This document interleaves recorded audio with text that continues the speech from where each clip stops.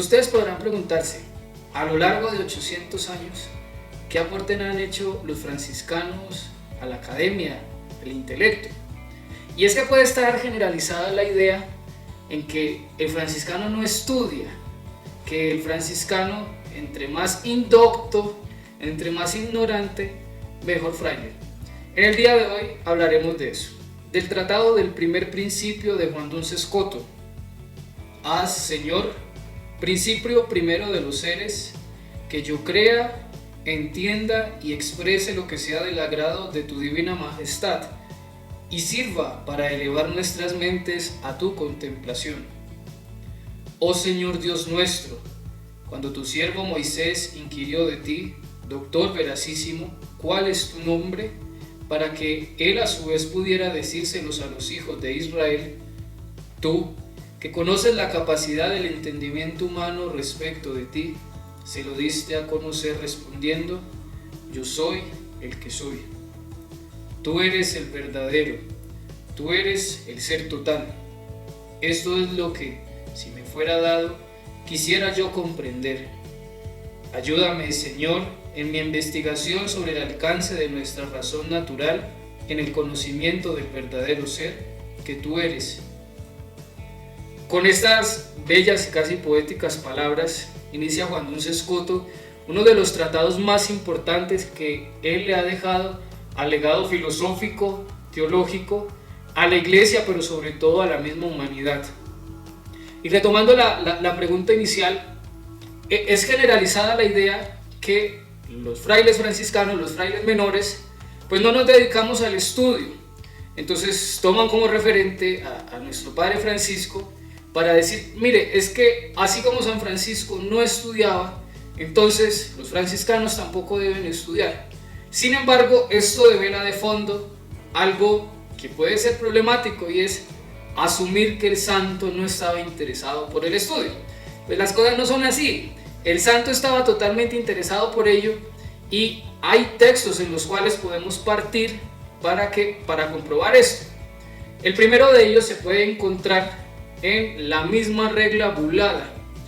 En el momento que Francisco habla de los predicadores, dice algo muy particular, y es, mire, si alguno por divina inspiración quiere predicar, quiere transmitir la palabra del Señor, quiere prestar ese servicio, primero deben ser probados en su idoneidad. ¿Y qué quiere decir esto? Que debe de tener ciertas capacidades en este tipo intelectual para poder ir a predicar.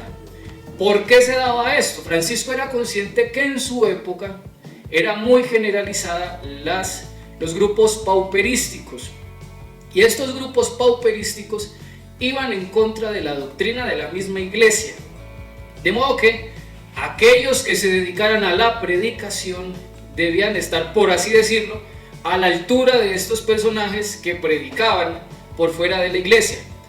Esto implicaba de fondo una preparación académica e intelectual. Ese es el primer texto en el cual podemos encontrar una referencia de San Francisco al estudio. El segundo texto que podemos encontrar, en el cual se hace referencia, es cuando San Antonio, primer maestro de la orden franciscana, primer maestro de teología, le pide a San Francisco permiso para predicar y para enseñar la sagrada teología a los frailes. A lo cual responde San Francisco con un amor paternal, diciéndole, hermano Antonio, me agrada que enseñes la sagrada teología a los frailes. Pero él pone una condición, que por ello no dejen apagar el espíritu de la santa oración y devoción. Y yo sí quiero decir aquí una aclaración, siguiendo un comentario de Fray Fernando Uribe, y es que el espíritu de oración y devoción no es estar, como dicen por ahí coloquialmente, estar pelando rodilla a toda hora. El espíritu de la oración y la devoción nos lleva a estar en un estado constante en la presencia de Dios. Eso era lo que San Francisco entendía por ese espíritu de oración y devoción, que toda nuestra vida sea una presencia a Él, sea una alabanza a Él. De modo que aquí encontramos la segunda referencia al estudio por parte de nuestro Padre San Francisco, y la tercera referencia la encontramos en las admoniciones que San Francisco escribe.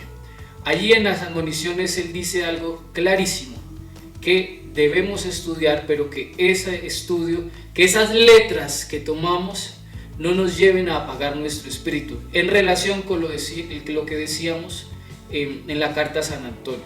Por último, quiero mencionar algo que también está en los textos de San Francisco, y es que en su testamento dice que el que no sabe, que aprenda.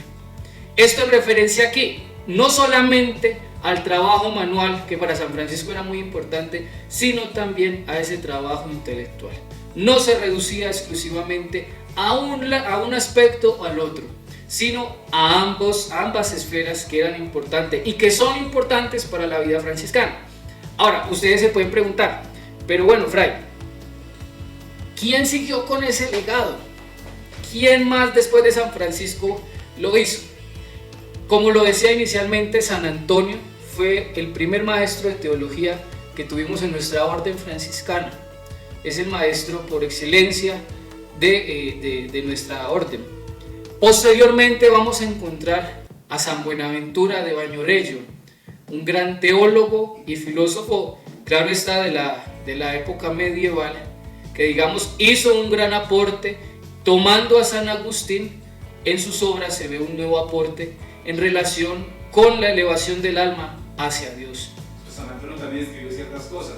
Muchas veces se encapsula San Antonio solamente por el que busca a la esposa, por el que busca al marido, devoción popular, pero también ese santo tiene muy buenos escritos, sermones muy buenos. Sí, me faltó decir eso, y es que a San Antonio lo conocen es porque, vamos a pedirle a San Antonio para que le dé esposo, que le dé esposa, que le quitan el niño, sí, y para que le aparezcan las cosas perdidas. Y pues no, a ver, yo sí quiero decir algo, y es que eso es superstición, eso hace parte de una superstición, sí, que digamos en la vida cristiana y en la vida franciscana no caben, sí, no podemos seguir repitiendo ese tipo de cosas. Pero San Antonio, el gran aporte que hace a la iglesia son los sermones a los evangelios de los domingos y a las fiestas principales de la iglesia. San Francisco tiene una gran trayectoria escribiendo estos sermones. Además, algo que es poco conocido es San Antonio hace, por así decirlo, una lucha contra la usura en Coimbra, Portugal, y allí es donde va a empezar también todo un movimiento que después se va a convertir en los Montes de Piedad, estos bancos que prestaban sin la usura que estaban en las demás bancas, sino que los frailes prestaban el dinero a personas pobres para que pudieran emprender sus proyectos, y simplemente este dinero retornaba tal cual como se había entregado, es decir, no tenían intereses. Entonces los frailes recibían ese dinero y después lo volvían a prestar, y así se fueron creando estos Montes de Piedad. Pero claro, San Antonio ha tenido una gran influencia en la academia, en la misma iglesia. No solamente lo cojamos para quitarle el niño y para que entonces le consiga novio, novia, o esposo o esposa. No, San Antonio tiene una gran riqueza espiritual, teológica, que nos puede ayudar a nosotros en nuestro seguimiento al Señor.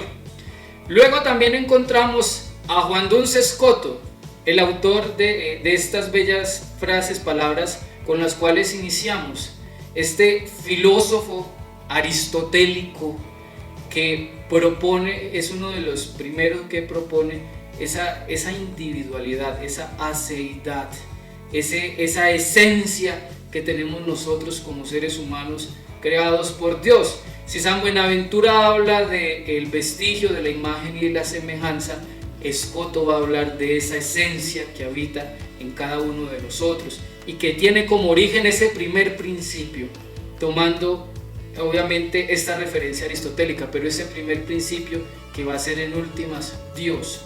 Y ustedes dirán, pero bueno, ¿y qué más? ¿Dónde están los otros pensadores franciscanos? Solamente por mencionarlos: Roger Bacon, un filósofo pero también químico, un físico de su época; Alejandro de Ales, pensador pero también astrónomo; Mateo de Acquasparta, teólogo; y uno que no puedo dejar de mencionar es el gran Guillermo de Ockham.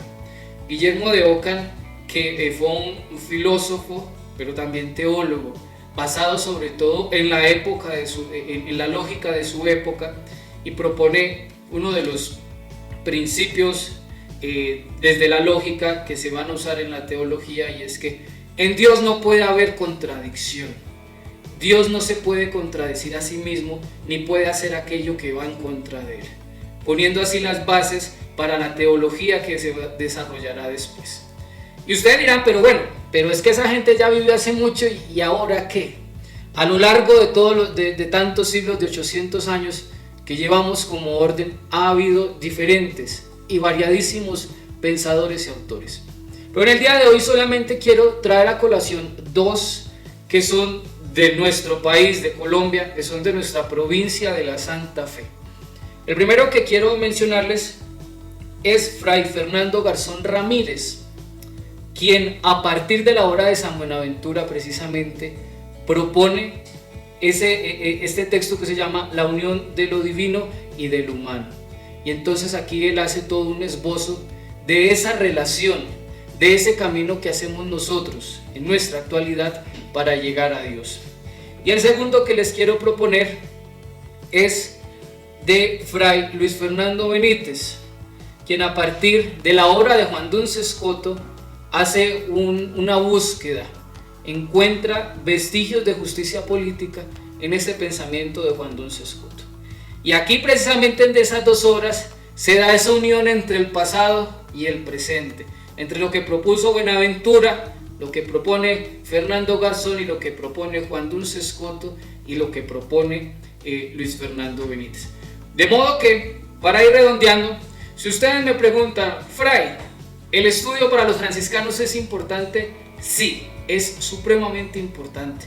Hace parte de la médula ósea de nuestro carisma. Pero ojo, no estudiamos simplemente por estudiar, por decir, ay, sí, vamos a estudiar y vamos a perder el tiempo leyendo. No, el estudio en nuestra orden, el estudio en nuestro carisma, siempre está orientado ¿a qué? Está orientado a la predicación, está orientado al apostolado, al acompañamiento de las personas. No estudiamos porque sí, sino para prestar un servicio a Dios, a la iglesia, a la humanidad y a nuestros mismos hermanos. Que María, esa mujer que fue capaz de escuchar al Señor y fue capaz de seguirle, de entregarse a Él, nos ayude también a nosotros a asumir en nuestras vidas ese espíritu académico, pero ese espíritu apostólico. Paz y bien.